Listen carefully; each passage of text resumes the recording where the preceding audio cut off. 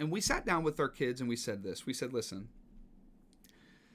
there is an extreme on both ends that we want to avoid. Here's the first extreme. The first extreme is people walking around treating COVID-19 like it's just a cough. No, it isn't. That's called foolish, and we want to avoid that. However, there's another extreme. Fear.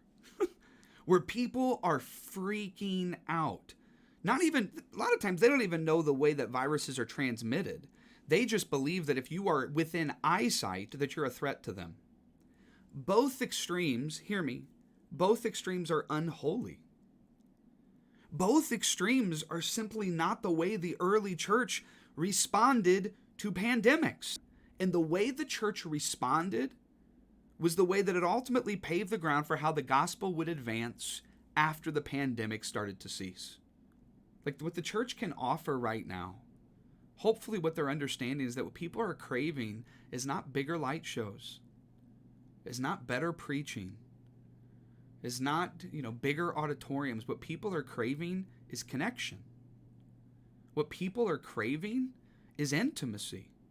What people are craving is sacred spaces, safe spaces to explore God, to explore each other, to explore ourselves. Trust me, right now we are physically quarantined, but many of us have been living in isolation because of our wounds and because of our shame and because of our guilt for decades. What this world needs is a church that refuses to ignore the community of the Trinity that we were created in the image of to begin with. But let me end with this. Who God has revealed himself to be through Christ is ultimately what will startle a world that is caught in the midst of chaos and fear, not just today, but every day. What they need to know is that Jesus is in pursuit of them. What they need to know is that, yes, Christians are hypocrites and we will make mistakes, but ultimately it is our pursuit of them in the midst of our brokenness that gives revelation to the Christ that was broken on behalf of all of us.